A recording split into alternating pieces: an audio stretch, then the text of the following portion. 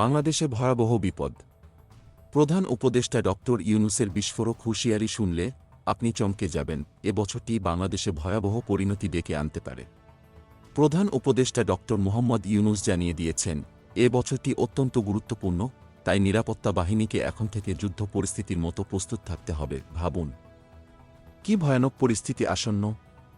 তিনি বলেছেন, যে কোনো মুহূর্তে যদি পরিস্থিতি খারাপ হয়ে যায়, তখন যেন নিরাপত্তা বাহিনী এক মুহূর্তের জন্যও শান্ত না থাকে। সঠিকভাবে প্রস্তুতি না নিলে দেশে অগ্নিগর্ভ পরিস্থিতি সৃষ্টি হতে পারে।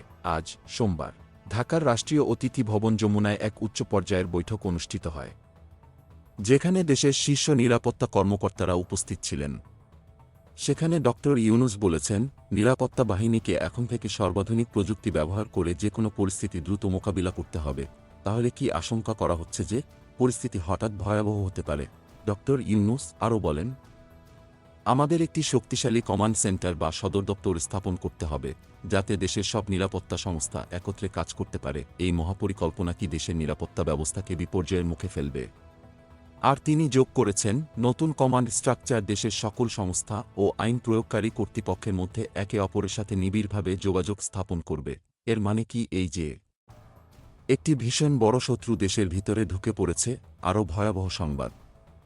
তিনি বলছেন, আইনশৃঙ্খলা পরিস্থিতি বিঘ্নিত করার যে কোনো প্রচেষ্টাকে কড়া হাতে দমন করা হবে।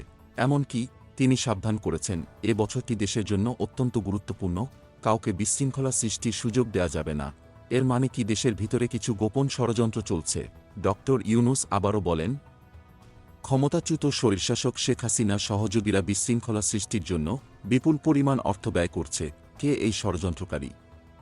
আর তিনি আরও বলেন, সবাইকে বিভ্রান্তিকর তথ্যের বিরুদ্ধে লড়াই করতে হবে। তাহলে কি আসন্ন কোনো বিপ্লব? ডক্টর ইউনূস নাগরিকদের মানবাধিকার রক্ষা করতে এবং ধর্মীয় বা জাতিগত সংখ্যালঘুদের উপর আক্রমণ বন্ধ করতে বিশেষ ব্যবস্থা নিতে নির্দেশ দিয়েছেন।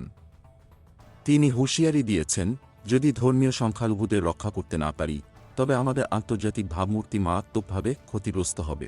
তাহলে কি বিশ্ববাসীর কাছে আমাদের সম্মান একেবারে ধ্বংস হয়ে যাবে? রমজান মাসে খাদ্য এবং নিত্য প্রয়োজনীয় পণ্যের দাম অস্থির হতে পারে। তিনি চাঁদাবাজদের বিরুদ্ধে কঠোর ব্যবস্থা নিতে বলছেন। তাহলে কি বাজারে জিনিসপত্রের দাম হু হু করে বাড়বে?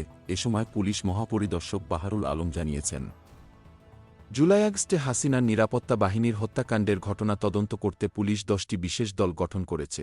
এর মানে কি হত্যাকাণ্ডের গভীরে আরও বড় একটি কুৎসিত ষড়যন্ত্র লুকিয়ে আছে?